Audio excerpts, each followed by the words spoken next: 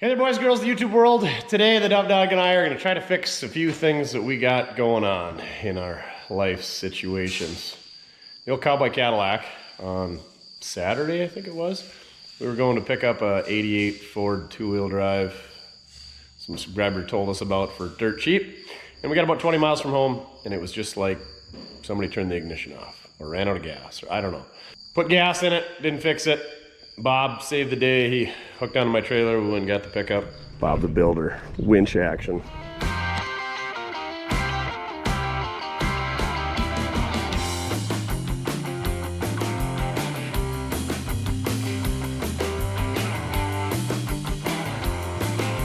Brought it back, and then we came back here, got in the Suburban, put this pickup on the trailer, and here it is. We backed it in, and that day it would not turn over. So, let's see what we got going on. Sneaking suspicion, well, the fuel gauge doesn't work. It's got a new fuel tank, new sending unit, new cluster. I got the wrong wire hooked up. Story of my life. So that could have been why we ran out of gas. We put 5 gallons in. Fuel pump's running. It's really loud. Oh, that's the air compressor, duh. All right, scratch that. I can turn that off. Fixed it. Duff, you want to see if you can hear the fuel pump? I'll turn the key on. There it is. See if it cranks. Nope. So on like Thursday, DB put a fuel pressure regulator on it because this thing would have extended cranks when it was warmed up, so we knew it was the fuel pressure regulator. That was working fine. He started that day, worked good. I started it up on Saturday, hooked it up to the trailer, threw my stuff in the back, fine. So let's see what we got to do to get this thing turned over. You gonna open the hood? Here's our fuel pressure regulator. It's held on by this clip. It's got this little vacuum hose going into it. There's just a little diaphragm in here that controls how much fuel pressure goes to the injectors, and then the rest that dumps back to tank. That diaphragm will go bad in there because it's rubber, and usually you can tell when they are bad because you can pull this line off and there will be fuel in this line. But I don't know how that would cause us to get too much fuel in the cylinders. Maybe we had an injector stick or what, but let's pull the spark plugs out and let's like get the thing turning over because it ain't gonna run if it don't turn over.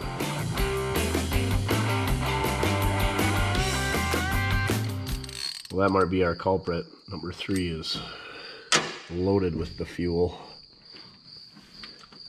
It wasn't running poorly or anything. It just came over a hill and all of a sudden it was, you'd hit the gas and you could hear air going through the engine, but it didn't sound like an engine that was making any fire or horsepower, if you will. Oh!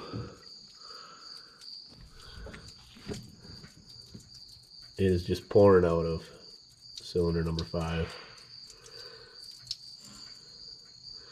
So apparently we were getting fuel. Interesting. I'm betting that's the one. Hopefully we didn't bend a valve or something. Oh boy. It tried. And it blasted fuel all over everything. Whoops. Except for us. We didn't get blasted. Oh man, I hope we didn't bend a rod or a push rod or a valve or something. This thing's gonna need a good pressure washing once we get her put back together. I don't know if we've ever had these spark plugs out of this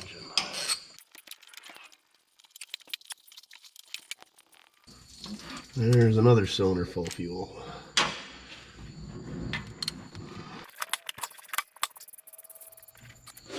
All right, we got our fuel pressure gauge hooked up to our Schrader valve on our fuel rail. So it should have like 60 pounds of pressure. Let's see what we got.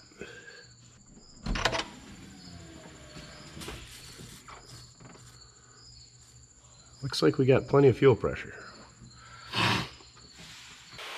Well, that's interesting because I thought it was fuel related, which it clearly is because there's getting too much fuel in the cylinders. But I thought it was a lack of fuel, not having too much. So I don't know what to do.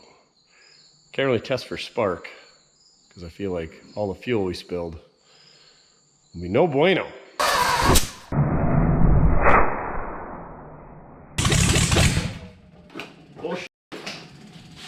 So let's just put the spark plugs in and See if it'll run with all that gas laying all over everything. And if it fixes it, I don't know what to tell you.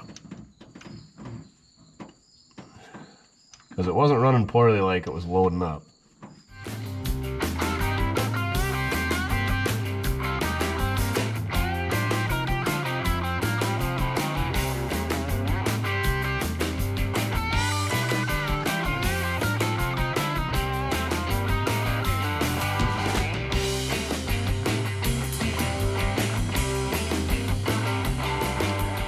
We're gonna hit the key, Duff. What do you think is gonna happen? Disappointment? Well, I kind of hope it's disappointment so we can keep trying to figure out what the heck went wrong. But if it lights right off, I guess we just got to keep running it until it does it again. Here we go. Slingshot engage. Slingshot engaged.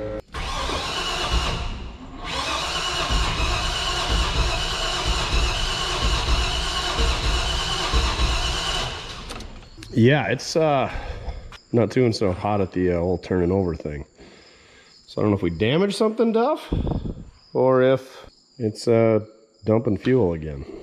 If it's dumping fuel, there must be something. We must have a power or a ground shorted out somewhere. Perfect. Just what we want to do is some electrical diagnostic work. Let's see if we're getting fuel pressure. Well, we're getting like 45 pounds of fuel pressure, but it's not holding it. Like I said, that was the last thing that got changed. So let's try a different fuel pressure regulator, see if DB screwed this thing up. I don't see why that would be dumping fuel into the cylinders, because if this thing was screwed up, it should just be dumping it right back to tank. Super easy to remove these guys. I don't even know if you need any tools. There you go, just pop it off. Pull that vacuum. Oh. That vacuum hose is filled with fuel, and it should not be.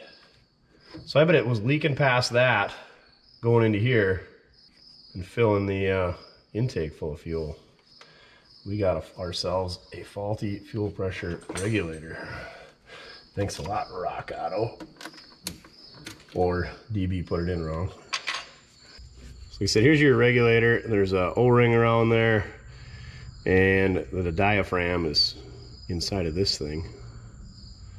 So I don't know what happened, but yeah, there's fuel coming out here, so it's clearly getting past the diaphragm one way or another. And then there's this little screen in here that likes to stay in the fuel rail.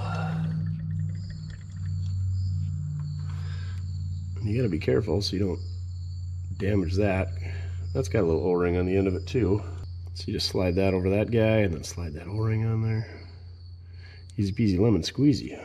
You don't get much easier components to replace on the side of the road than that. Should we go out on Skid Row and see if we can find a used one to put on there? We got this sweet ride. It's like an 02 GMC plow truck. A viewer told us his nephew had, and we're hopefully gonna take the plow off, put it on something else. This thing is got like 137,000 miles on it. It is rusted beyond recognition. The fuel lines are even rusted out, so you can't even start it. That being said, we're not going to crank it over anytime soon without fixing some fuel lines. You know what's wrong with it? Somebody put headers on it. That's what ruined this pickup. But hopefully this fuel pressure regulator is good. Let's take a look. If there was any fuel in that hose, it would have evaporated by now anyhow. Just pop this thing out of there. Take our handy dandy screwed by Mortske repair magnetic screwdriver, and we'll fish that screen and O-ring out of there. I don't know, I suppose I could just use the other one, but we'll use this one. Known good components, right? Uh-oh.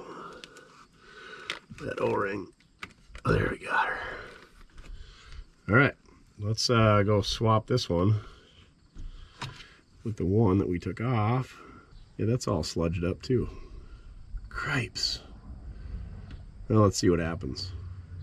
This one doesn't have the little nipple on the end of the vacuum hose, so I don't know if this is aftermarket or what. Let's install our new used fuel pressure regulator. Put our handy dandy bail clip on there. It's wider on this side, so you want to put that side towards the back. Now let's give her a whirl. Hopefully it didn't fill the cylinders again already.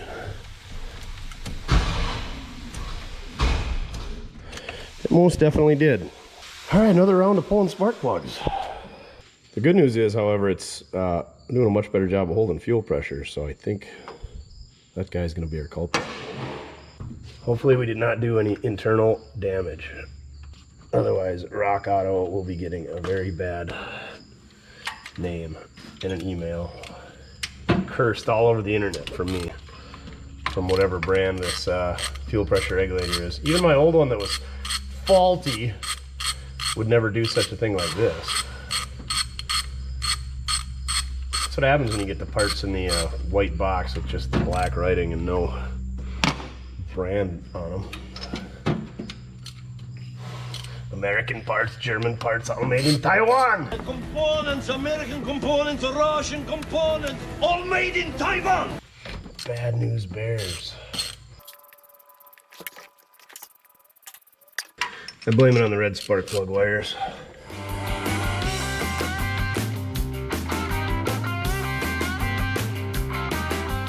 Well, let's try one more time to clear the pipes on this old hot rod.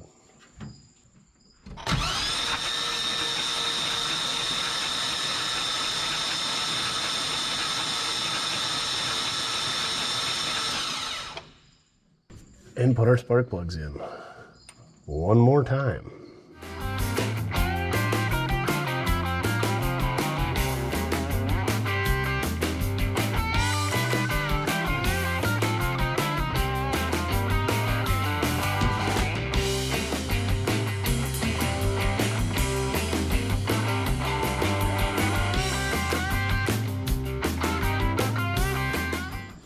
All right, try number 11.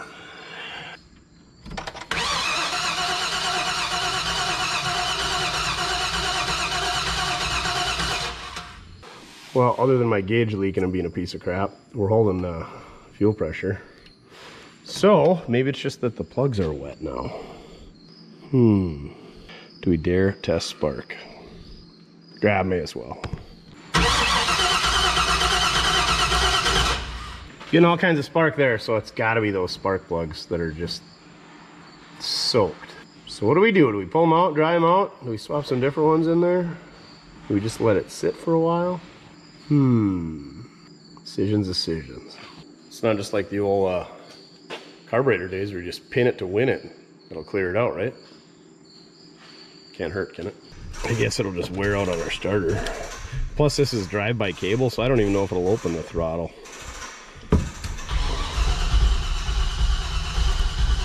Doesn't sound any better, does it? I think we should just try some new spark plugs. I'm gonna see if I got some on the shelf. Dug through the old stash. Got some AC Delco R44 LTSM.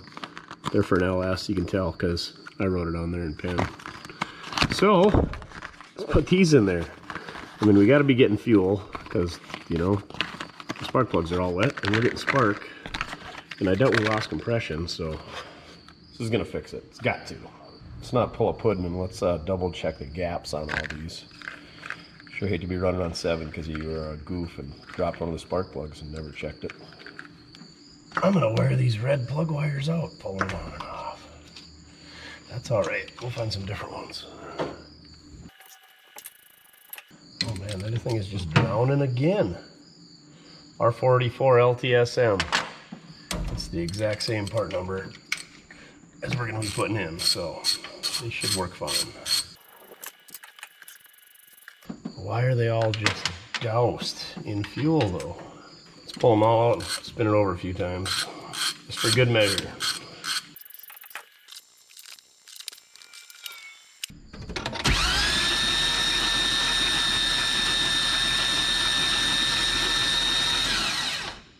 Well, let's see if our new spark plugs get loaded up immediately.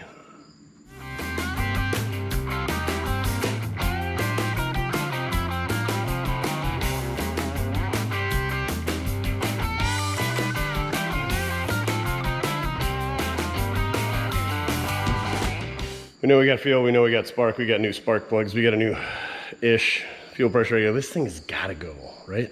It's gotta go. Slingshot, engage.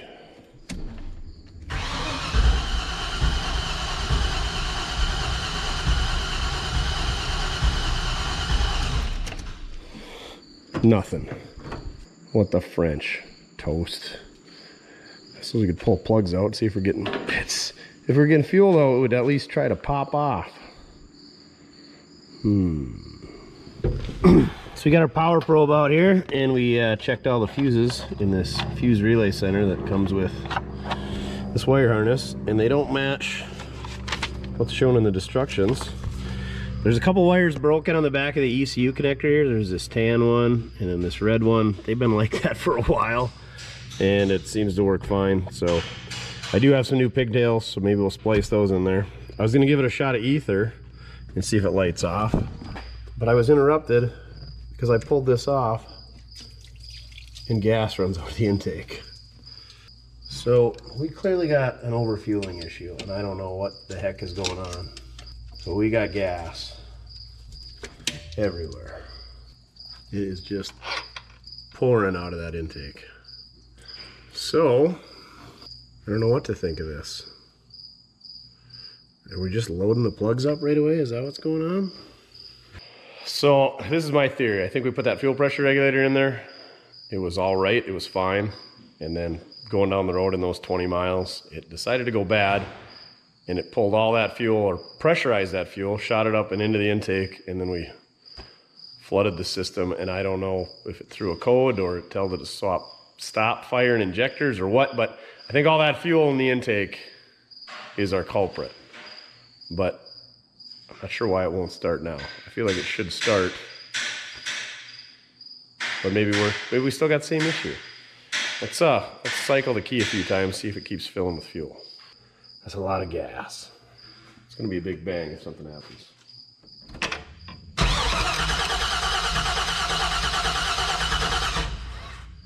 Because that is the only way. These injectors are basically shooting into the cylinders. I mean, they do go into the intake, but they're right above each cylinder. So for those things to fill that much fuel up to here is almost impossible. I mean, anything's possible. But I think what's happened is it was pushing all that fuel into this hose, and that's how it was getting in the intake. I bet this thing's, well, not anymore. It's not full of fuel, but it was at one time.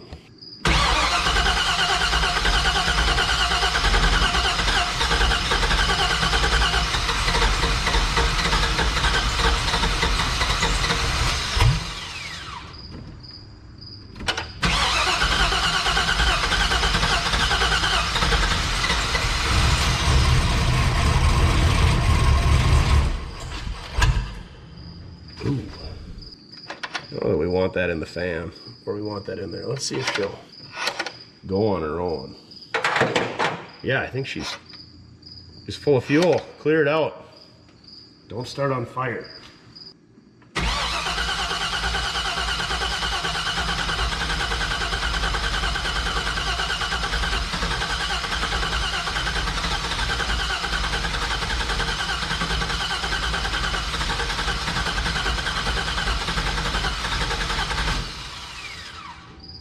Good starter.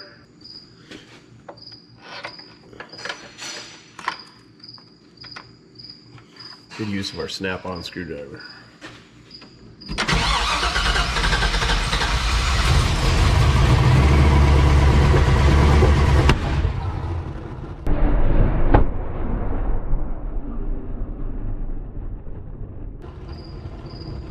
Oh, not another fire.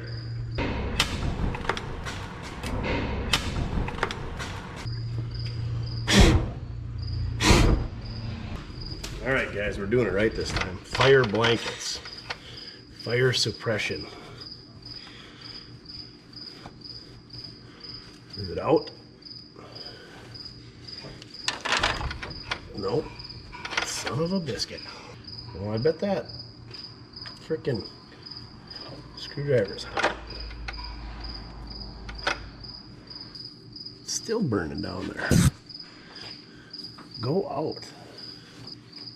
That was pretty handy. Yeah, fire suppression blanket by Vivor. It's probably just as big as asbestos sheet. Get yourself one of these. I think it was like 15 or 20 bucks on Amazonia. Well, that's the big Vivor. Maybe this one isn't by Vivor. It's a little one. Pull tapes to release. So I just had that thing hanging up there on a hook, which I ripped off in my haste. And then you just have this little strap hanging out the bottom, pulls out of that bag, and you smother your fire. And nobody dies. Or just don't do stupid things like me. Like stick a screwdriver in an engine that's gonna backfire. Safety third, kids. We'll just leave this blanket out for a while. Let's try it again.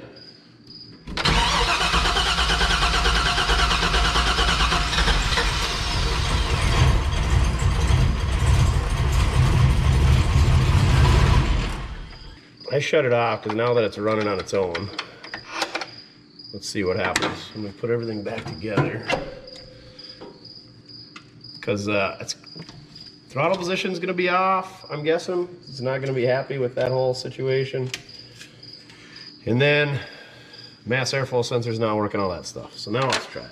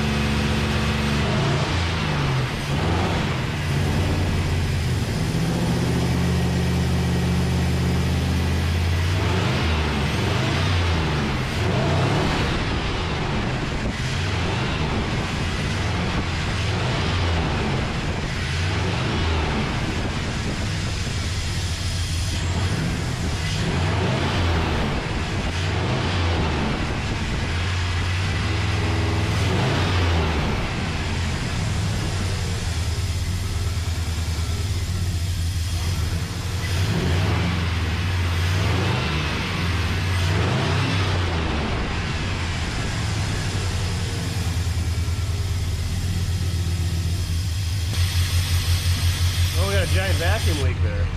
That'll fix it. Wonder what that noise was. I think we fixed it.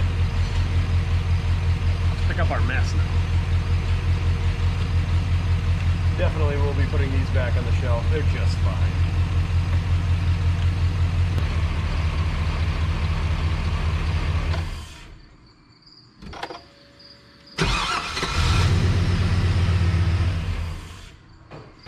All right, I think we got her fixed. I think the problem was just that fuel pressure regulator went bad and it filled up the intake with fuel, and that fuel was just getting the plugs wet so that it would never run again. And we finally got her cleared out.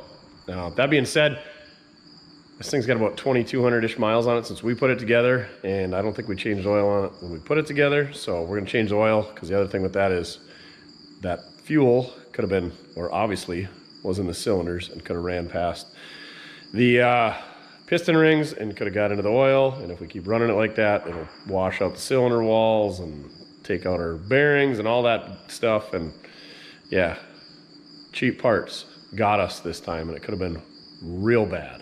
Could have burned the shop down, could have ruined our engine, who knows what else. But I'm glad we got that resolved. Tech tip of the day: don't buy cheap fuel pressure regulators from anybody, especially Rock Auto. So lesson learned. One thing about this low stuff is it's kind of a pain to get on the lift, and this one's the worst because of the running board conglomeration and whatnot. But We got the oil changed, as you can tell by the giant puddle of dinosaur droppings on the ground there. And yeah, we had Jackson place. This thing is freaking awesome. If you got room in your shop for one of these things, get a bumper jack. They work great on this hot garbage like this. But anywho, we got a new filter spun on it, and we're gonna put some oil in it, and then hopefully go take it for a test drive. Go deliver some of these packages we got to ship out today. It's Monday. Monday is a busy day for us. This is about half the orders, but ton of ball caps going out. Get yours right there. Mortske.com. These things they're good. We didn't get that many of them, and they are flying off the shelf. So get yours at mortske.com while you can. Also, check out the sweet low life shirts. We got a few of those left in stock, and the banners, we're dwindling down to the very end of those things. They're 2 foot by 3 foot. What else we got? We got low life keychains, we got decals, we got super scrapers, we got all 3 sizes on inventory right now. Not very often that happens. We're always out of one of them because they're such a good product. And we got all kinds of great stuff. Magnetic can koozies, and we got pens, you name it. We got it. Let us know if you need something that we don't have. Sorry, we do not ship overseas. It has nothing to do with you guys. It's the whole customs things. We're not set up for it, and there's not enough volume there. I don't know what to tell you. Put in an order with DD Speed Shop. Maybe he'll come visit sometime. We can send it back with him, or Brent if you gotta have him in Canuckistan. But all right, I'm gonna get some oil in this thing. We're gonna take it for a test drive. Duff, you going around to the post office? We gotta ship some merch. Go for a ride. Loves this thing. Gets his own full back seat all to himself. Well, I suppose it'll start now. Not a good start.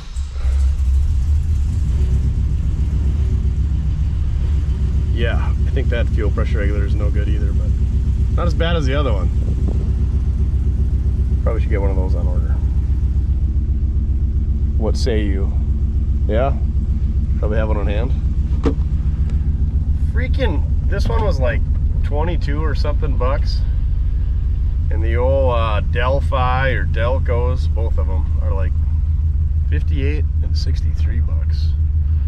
Not cheap. 2,122 miles on this thing.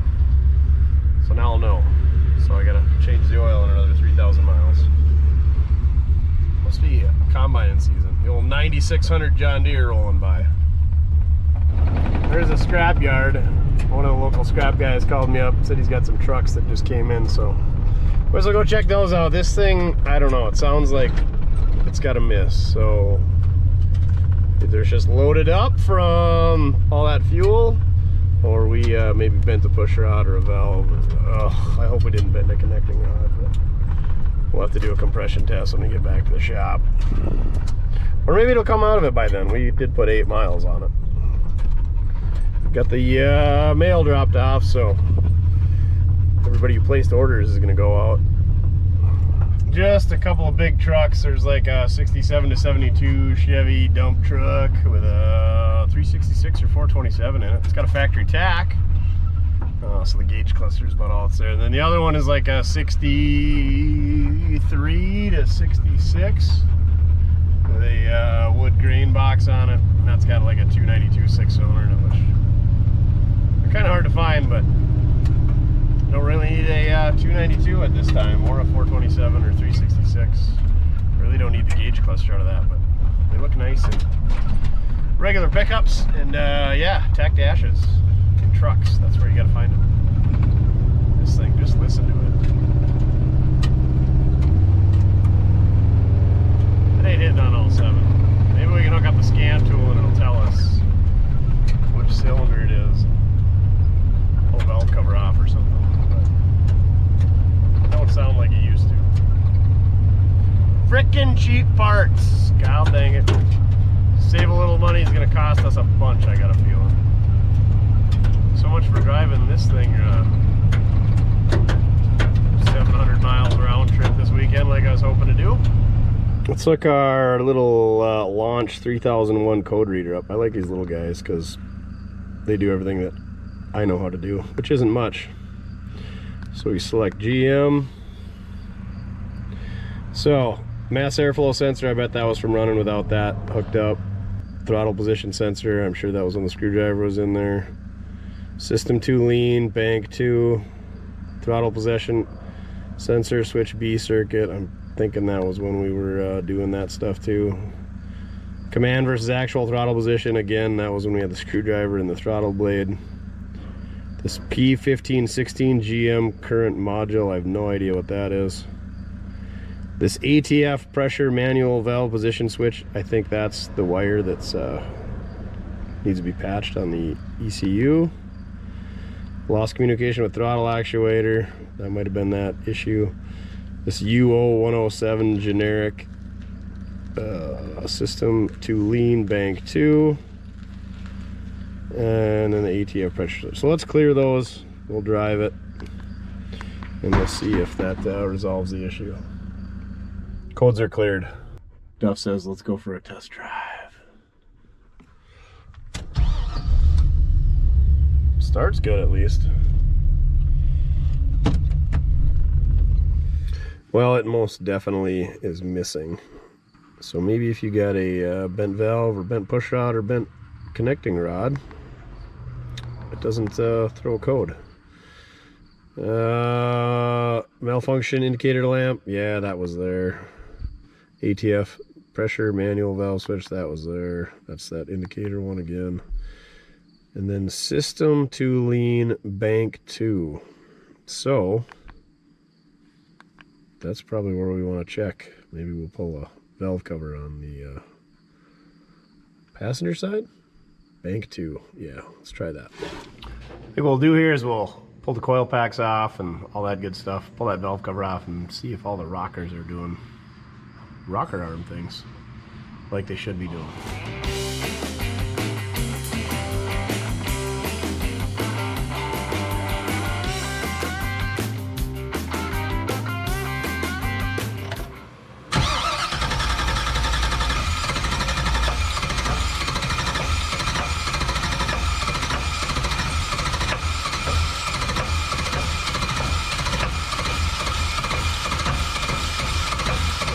Okay.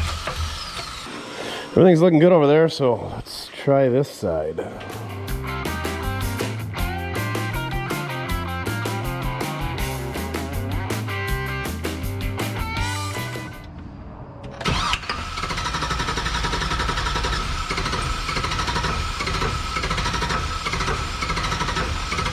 Good. I'm not seeing anything up here, so I don't know what's going on, but I can hear something in there. So maybe we bent a rod, but I don't know how you tell if you got a bent rod without opening the thing up and looking at it. Like, can you check compression? Tell? Never bent a rod before, I don't think.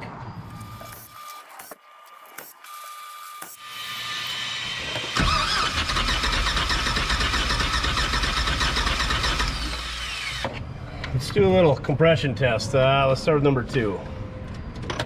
Go ahead.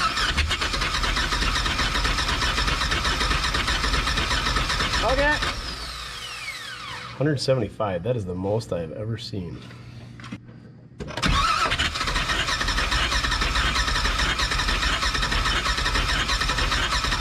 Okay. 170. This 6 liter has all of the compressions.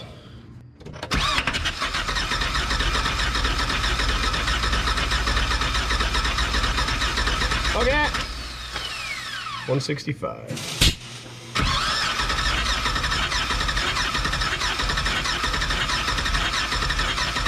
All right.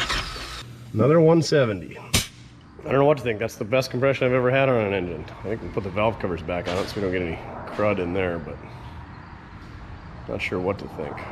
The plugs on this side, numbers 2 and 8, don't look like they're getting much fuel. Like none. But 4 and 6 are getting plenty. So I don't know what's going on there. Maybe we got a couple bad injectors. See what the driver's side's doing. The plugs all look the same on this side. Okay. 175. Okay.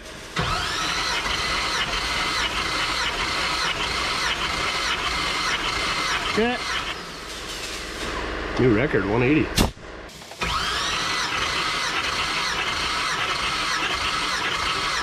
Yeah.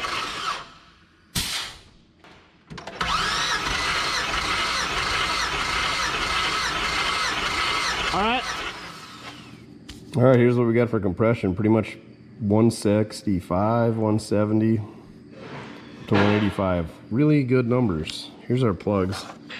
These are all from the driver's side. Real white. These end two are pretty white from the passenger side, but the center two are a little significantly more black. I don't know what we got going on there. And I'm almost positive bank 2 is the passenger side. And it says it's running lean. But those look pretty fat to me, compared to the rest anyhow.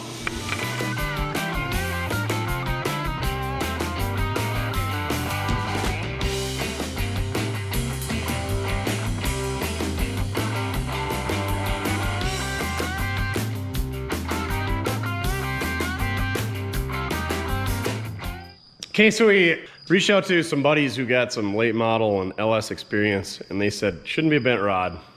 It would show that in the compression, which I agree.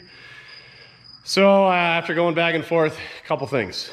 Maybe when DB swapped that fuel pressure regulator, he doubled up the O-rings and got in there, so it's blocking the injectors on that side, and that's why it's running lean. Or the mass amount of fuel that was in there ruined our oxygen sensor on that side, and it's causing it to do funny things. Or there's just a lot of fuel in the intake, residual. So I unplugged the oxygen sensor, so it's gonna go into closed loop. So it's gonna do the same thing, it's not gonna give it constant feedback. So we'll see if it went away. And then also we're just gonna run it more to see if it resolved our issue with the way that it's running by getting rid of that fuel that's in there. So oxygen sensor's unplugged, and we're gonna run it and see if hopefully that fuel evaporates. It's been a day and a half since I ran it last. We've been doing other things.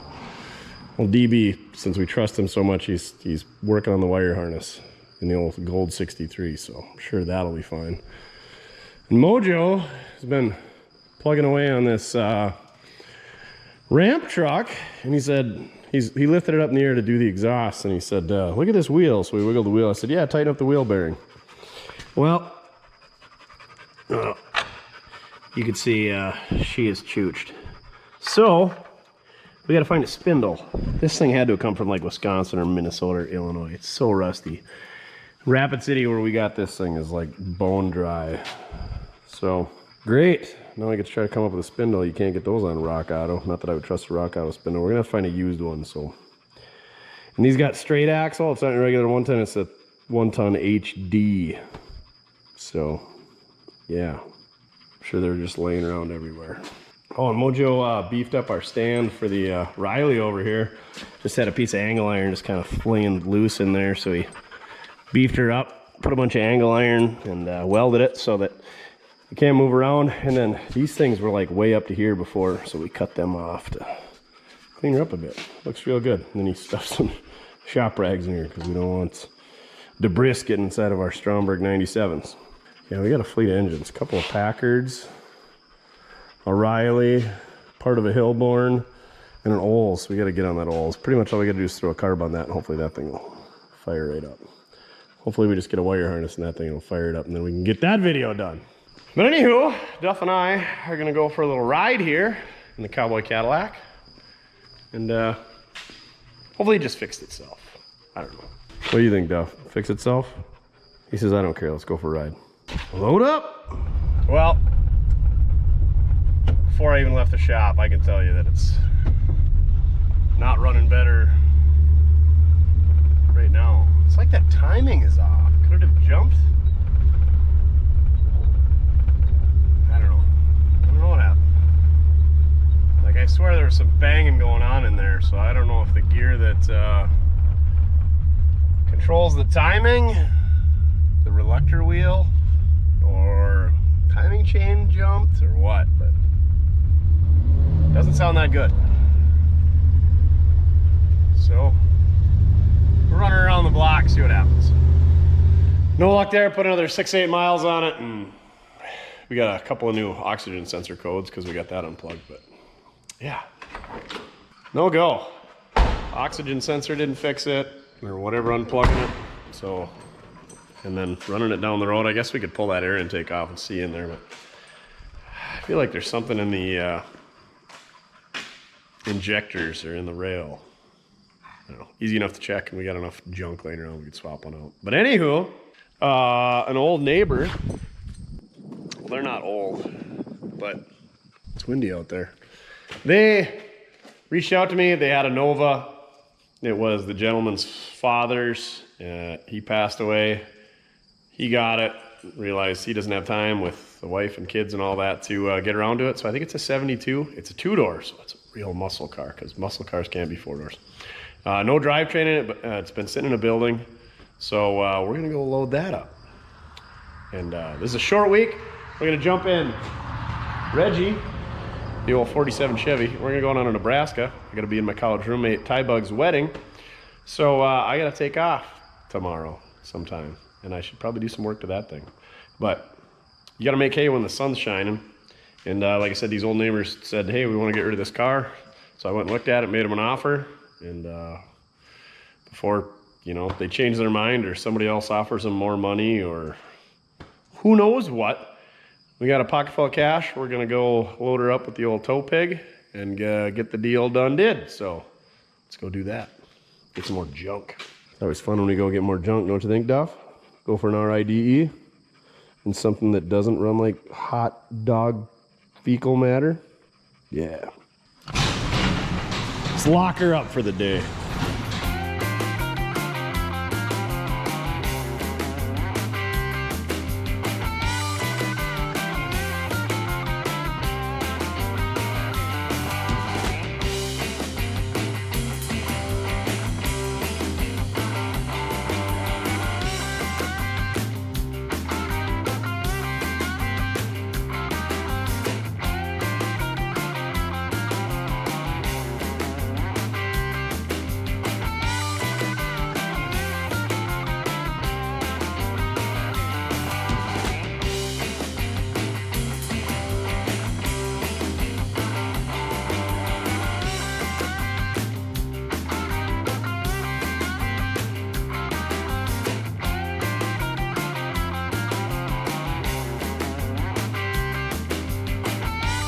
All right, tied down, ready to go. Filling the shed back up with more stuff again, because that's what you do. Duff, what do you think about this thing? I'd let you out in town, but they had chickens, so I don't know that that would have ended well. I didn't want to find out. They did have an extra deck lid, or what do you guys, a bonnet? Is that what you call them over the pond? She's got some Goodyear Eagles on the old Keystone Classics, 235/60 14s. The factory option quarter panel rust that pretty much all these cars have. Little Bondo, so she's probably been repainted. It's kind of nice little gold pinstripe. Shackle extensions. I'm sure that, oh yeah, those are definitely air shocks. That's the dead giveaway. Side pipes, or running boards, as I like to call them. Mud flaps. Oh, got a little hooey in the fender, some rot in the dog legs, a little whiskey dent there. She apparently was a 350 at one point. Somebody put a regular 1/2-inch bolt in the bumper. 72, so it doesn't have the shock bumpers. Looks like they put some additional park lights in the grill. They should be in the bumper. Hood pins, even though it's still got a hood latch. It seems like a waste. BNSF choo-choo with one little car behind it. That car must have escaped and they had to chase it home. Oh yeah. Got the Chevy emblem up there and the fuzzy dice and the garter. Tina, that was her name, Tina. Little hooey here. Keystone Class. I did not know that Classic was spelled with a K. I've been spelling it wrong the whole time. I'm gonna have to figure out how to get that lock and lug nut over it. Tech tip of the day, just get a chrome 12-point socket, hammer over it, and it'll take it right off. That's what we're gonna do there. But these tires didn't, or that tire didn't hold air long enough to get it on the trailer. And what do we hate more than side pipes and Kraggers and Keystones? Flat tires, Duff. Looks like these are two 1570 14s in the front. Goodyear Eagle STs. At least they're kind of matched-ish. But that's the first order to address, is make this thing roll. There is no drivetrain. It was a small block automatic, power steering, drum brake, manual brake car. The rockers are good. A little hooey there. Test equipment, tacks and gauges. Can't read what brand that is. Floor shift. It looks like a custom wood console thing. Looks like there's some new springs in the back. 5-volt and his brother 4-volt or 6-volt didn't make her very well. Ugh, she's ripe. She is ripe, Duff.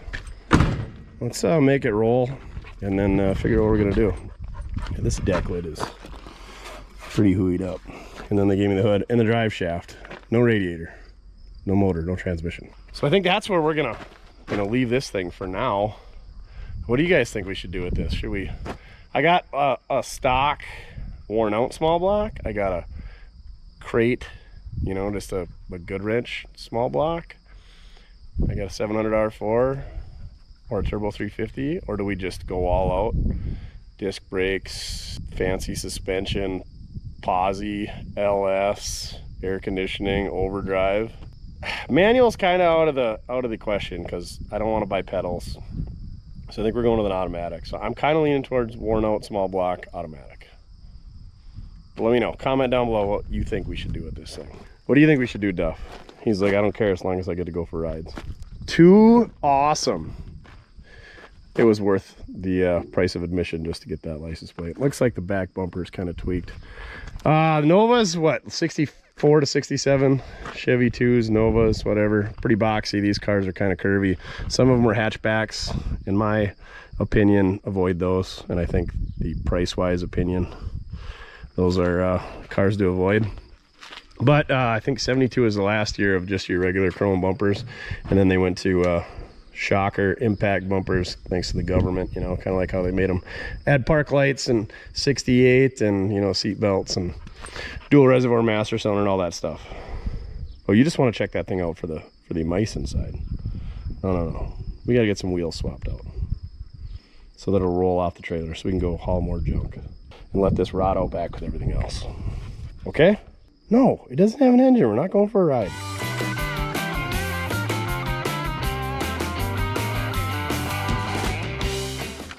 What do we got? 15/16 Craftsman, 12 point, easy peasy lemon squeezy.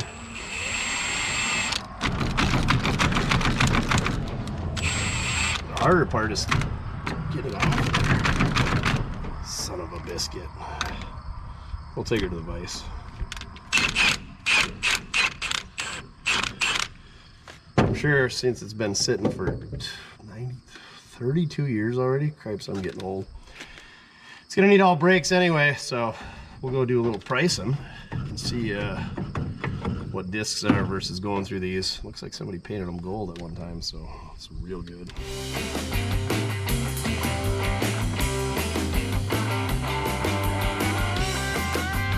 Oh dang, look at the old bull nose pulling the Buick. Buicks don't break down. Whisper Quiet Explorer Edition. So these Mastercraft Avenger GTs in 215, 65, 15 and American Racing Outlaws came off of Staines 72 Monte Carlo. They were on there. I talked him into some torque thrust D's. So yeah, we put those on there and talked him out of these hot rods because I figured something like this would show up. Sure enough, here we are. Man, that thing sits really high, but there's no engine in it. One down, 4 to go. It is a nice night to enjoy a Wibby.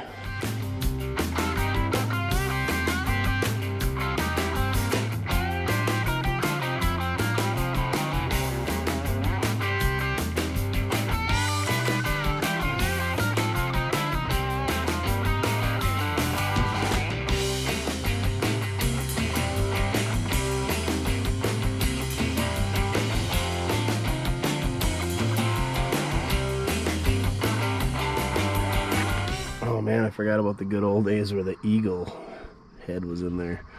These things have seen better days. Also, they're a unilug, and you guys and gals know how much I love the unilug. They did have the right lug nuts and washers. They only look like they had slightly been turned or inappropriately installed. This one's got some pretty good curb rashage, and it's been fixed once, so you know, we'll save those for a rainy day project. But yeah, how freaking good does this thing look now, Duff?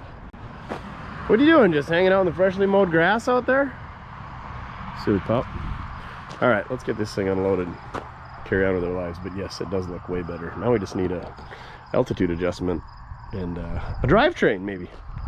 Yeah, drivetrain. Well, time is running short here before I gotta head out, so I think we're just gonna leave this thing as is. So if you know what's wrong with it, let us know. And we're gonna go work on Reggie. Quick check of the fluids on Reggie here. Fluids are all good. It's a quart low in oil. I don't know if it's not leaking it, because all the oil leakage is coming from the transmission, which we're not going to address.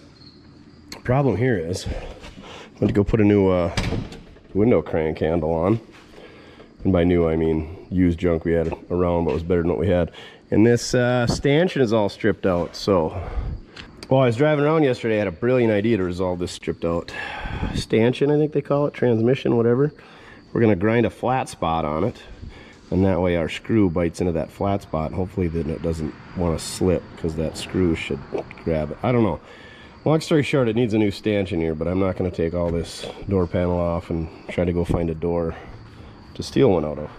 And we're going to leave our locking pliers in the cab just in case it doesn't work, because windows are a necessity, even though this thing has AC. So here's our new used handle. The other one had a super chalky white knob on it. Oh, I think these are supposed to turn. This one doesn't, but oh well. So there's that set screw, which is 3/4 rounded out already. So we're gonna see if we can put a flat spot on there for that screw to bite onto. I mean, it can't possibly make it any worse than it currently is. Oh, we got that on there real good. Oh yeah, we're gonna put that under the seat for future use. Oh, now I see. Oh, Reg screwed a hole in it. So we just gotta line that hole up. We should be golden. In all fairness, DB started this project, so this is my kind of first time glancing at it.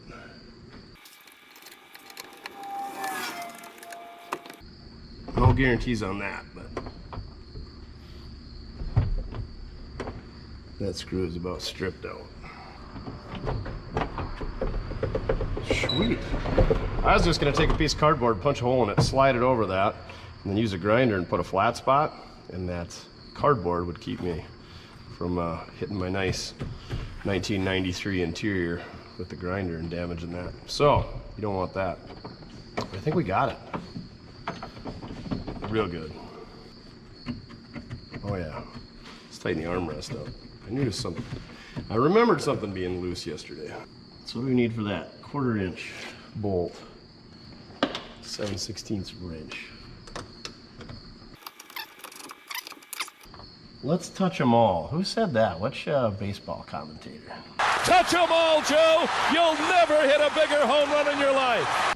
All right. I think this thing's unfortunately ready to go. Oh, let's put the hubcaps on it. It's been a while since they've been on there. Crepes, we should even wipe them off. There we go. Good enough for the girls we go with. Hey, get your good enough for the girls we go with decal with Reggie on the side of it at mortske.com.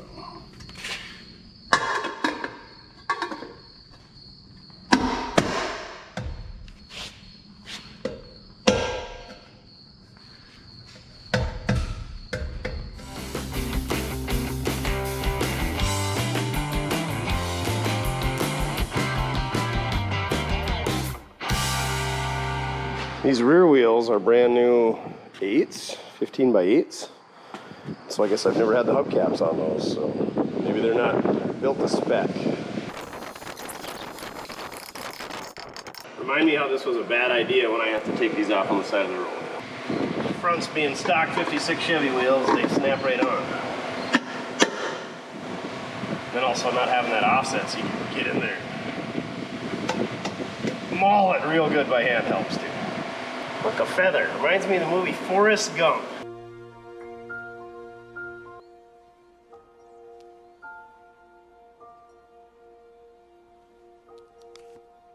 And I could wipe it down. I did put a few miles on it the other day. Yesterday, I guess. But look at that. Badges of pride. We're gonna put like 350, 400 miles on it today, so we're gonna get more bugs. So, and you know how much I like washing things. All right, we'll maybe take it for a test drive, run into the post office. I ran out of boxes, so thank you to everybody who ordered ball caps. I got more ball cap boxes. They should be here Friday. Those orders won't go out till Monday or Tuesday when I get back, but we found some boxes. One of them's even a starter box. Obviously one's a bag and strip Duff box, one's an oil box, one's a Rock Auto box. Just a nice variety of boxes there. So thank you to everybody who's been on mortske.com and ordered ball caps, shirts, keychains, magnetic screwdrivers, super scrapers. Man, the SS ones are flying off the shelf. I better get another order of those things coming because it takes a while. But I gotta head out. I got a big trip ahead of me. A few days off. Hopefully get some relaxation in there. Maybe, you know, cruise the Facebook Marketplace, find something down in Nebraska to bring back. Who knows? We got a pickup bed to fill. We don't have a hitch. Hopefully we don't have a hitch in our excursion down there. I'm sure Reggie will be just fine. If not, makes for a good story. Drive your hot garbage. No complaints. I mean, sometimes they leave you on the side of the road like Cowboy Cadillac. When I get back, I think we'll pull the fuel rail off that, maybe just swap the whole intake. But I think in the 4 or 5 days I'm gonna be gone, all that fuel evaporated. So if it still doesn't run good, then I think we'll just swap a fuel rail and injectors and go from there. And if you know what's wrong with that 6-liter, comment down below what you think it is. But yeah, it's got good compression, got good spark, not throwing any codes. Well, could be the O2 sensor that's causing that code, or maybe we're just, I do think it's lean on that bank too. Anyway, doesn't matter how you get it done, as long as you're having fun, and driving your hot garbage is fun.